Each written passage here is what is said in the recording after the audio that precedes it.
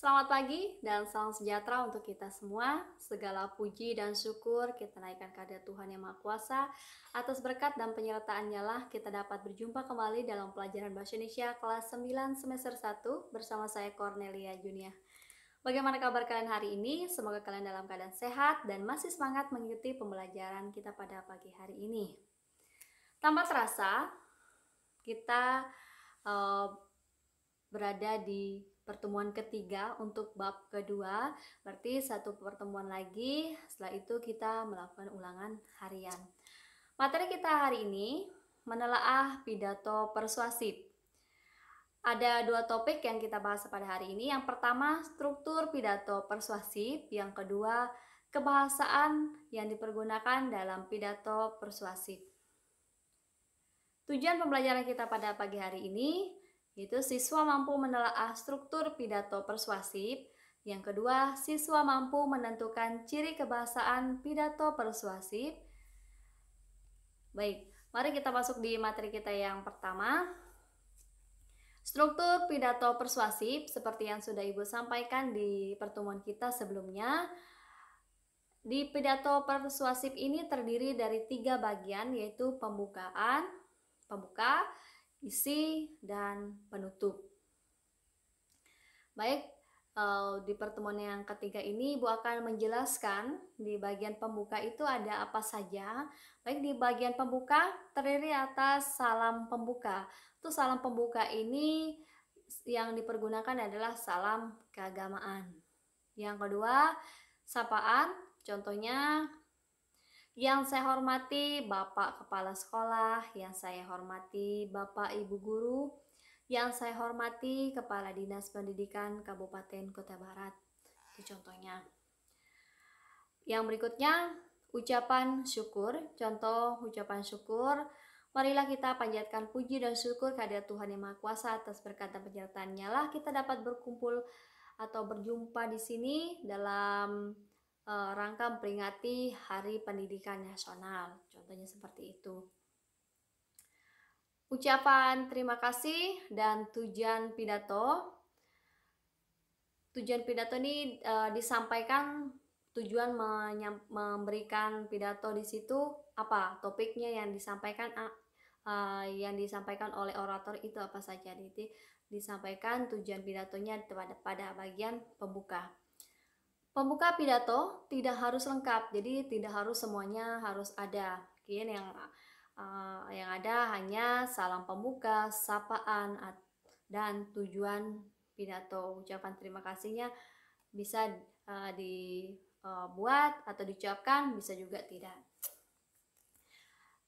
Pada bagian isi pidato memaparkan permasalahan atau materi yang akan disampaikan.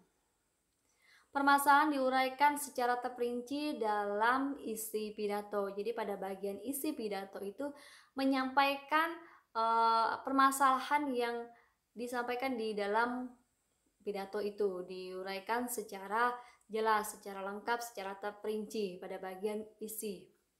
Pada bagian penutup merupakan bagian akhir pidato.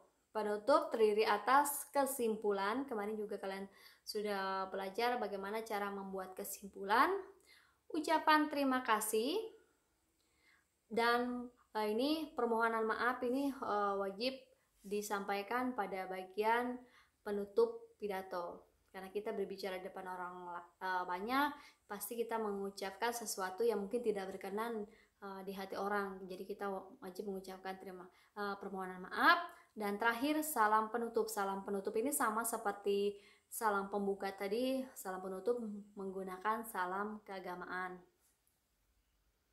Baik, kita lanjut ke topik kita yang kedua, ciri kebahasaan pidato persuasif. Ciri kebahasaan pidato persuasif ini ada 8. Yang pertama, nominalisasi atau pembendaan. Kata kerja nominalisasi merupakan kata kerja Kata kerja nominalisasi digunakan saat kata benda dibentuk dari kata kerja. Jadi dari kata kerja menjadi kata benda. Oke, kita lihat contohnya di bawah. Membangun ini kata kerja karena melakukan sesuatu. Menjadi pembangunan hasilnya. Oke. Jadi kata benda. Memberantas ini kata kerja. Menjadi pemberantasan. Pemberantasan kata benda. Berhasil menjadi keberhasilan.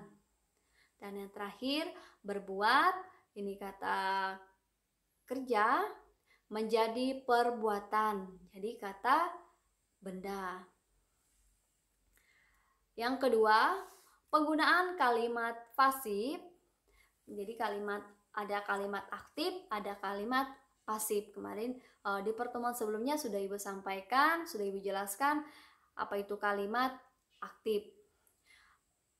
Kalimat pasif adalah kalimat yang subjeknya dikenai perbuatan dan pelaku perbuatan sering tidak disebutkan.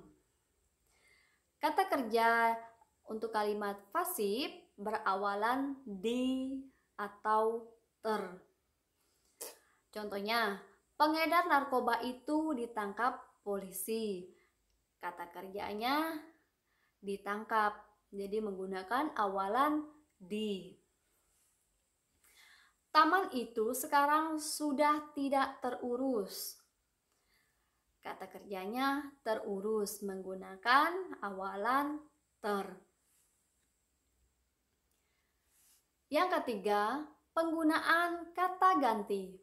Kata ganti adalah kata yang menggantikan orang atau benda. Nih biasanya tidak ditulis dalam bentuk orang pertama. Jadi jika kalian sudah pernah belajar drama, di drama itu ada orang pertama, ada orang kedua, dan orang ketiga. Orang pertama itu biasanya kata ganti orang pertama menggunakan aku, saya, diriku, aku, apa gitu. Yang orang kedua menggunakan kau, dikau, engkau, apalagi yang berhubungan dengan lawan bicara kita. Untuk kata ganti orang ketiga, dia, ia, dirinya, beliau, seperti itu contohnya ya. Nah, namun lebih berbentuk istilah umum yang menggambarkan sebagai anggota masyarakat atau warga negara.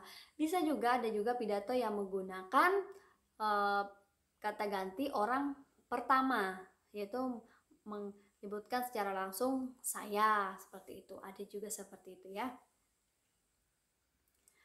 Yang keempat, penggunaan istilah teknis. Istilah teknis adalah istilah yang dipakai dalam bidang ilmu dan merupakan kata serapan dari bahasa asing. Jadi kata yang diserap dari bahasa asing.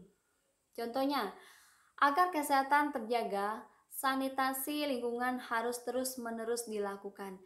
Kata sanitasi ini diserap dari bahasa Latin. Contoh lainnya, kata salat ini berasal dari bahasa Arab, diserap dalam bahasa Indonesia. Jadi sering kalian atau bisa kalian temui di dalam Kamus Besar Bahasa Indonesia. Yang kelima, penggunaan kata sinonim atau rumpun kata dan antonim.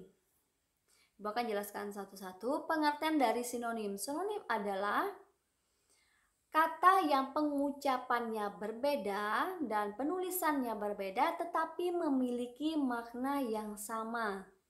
Contohnya, kata haus dan dahaga.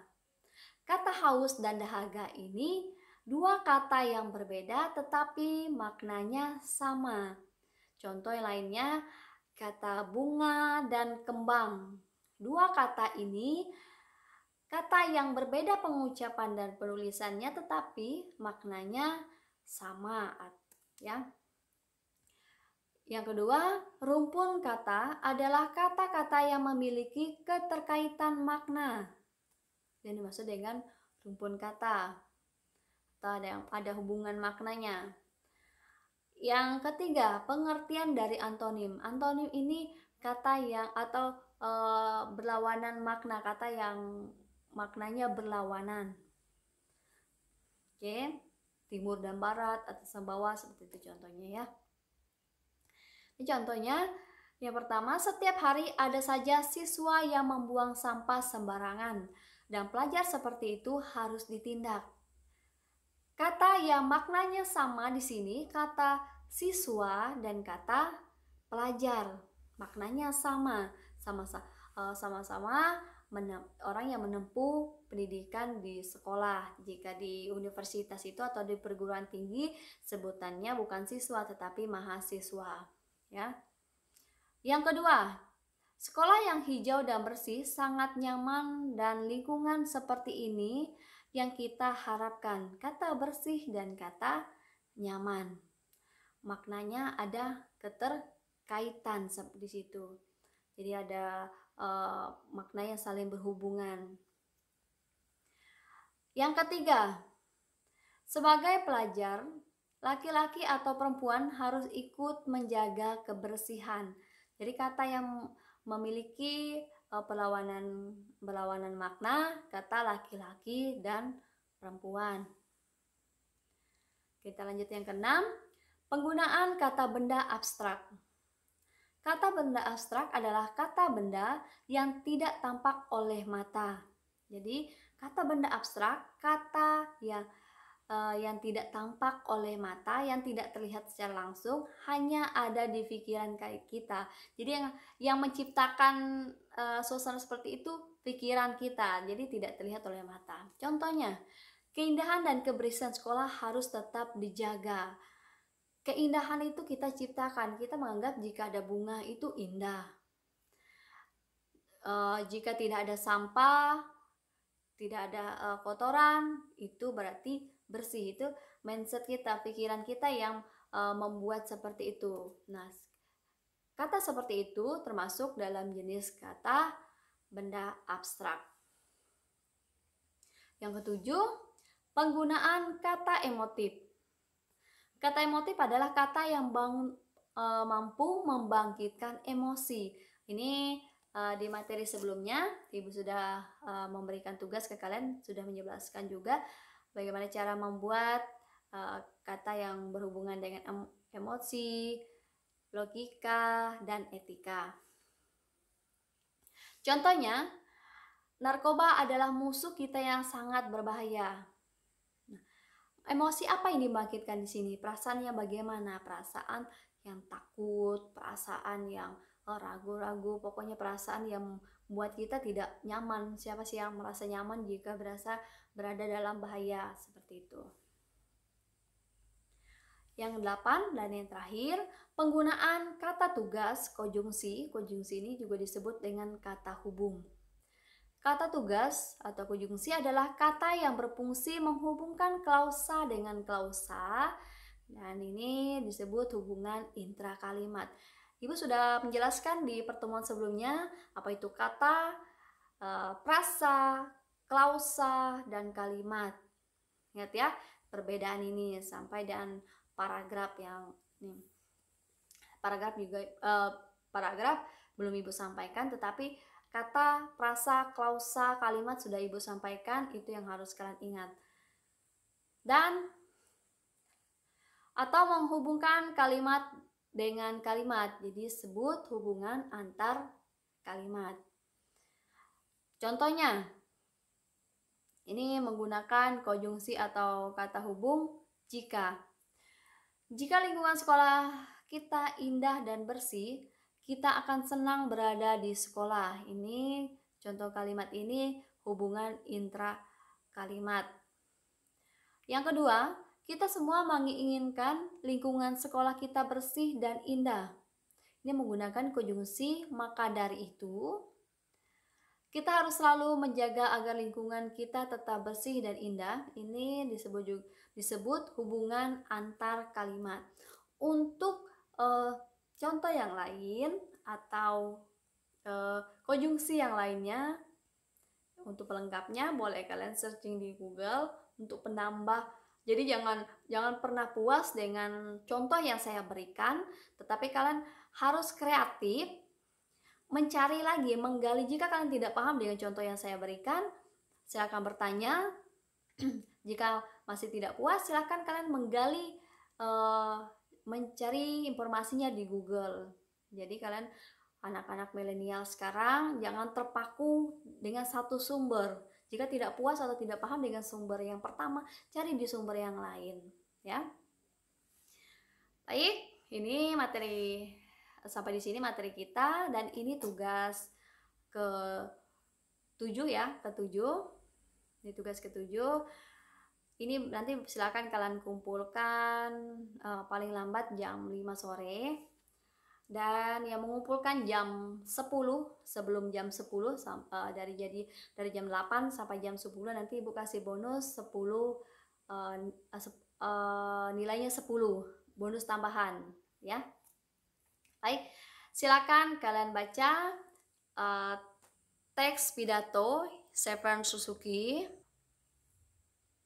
Teks pidato Shevhen Suzuki ini bisa kalian buka di buku ini, masih sama ya, buku Mendikbud, buku paket kalian ada di halaman 40. Jadi silakan nanti kalian buka di halaman 40, enggak kelihatan ya.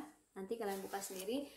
Ini teks pidato ini sampai halaman 43. Nanti silakan kalian baca, silakan kalian cermati dan isi. Ini ada tabel isi. Pada bagian pertama nominalisasi, nanti kalian cari bukti di dalam teks sampai di penggunaan bentuk kalimat pasif, penggunaan kata ganti, sampai penggunaan kata tugas atau konjungsi. Contohnya hanya masing-masing ambil satu kalimat saja. Jika kalian merasa belum puas, boleh satu paragraf. Jadi masing-masing nomor ini hanya satu contoh saja. Tapi jangan keluar dari teks pidato Shevhen Suzuki ini. Jadi semuanya sama. Pidatonya diambil dari teksnya dari pidato Shevhen Suzuki. Oke? Ibu tunggu tugasnya. Sampai di sini materi dari Ibu. Ibu ucapkan terima kasih. Selamat pagi dan salam sejahtera untuk kita semua.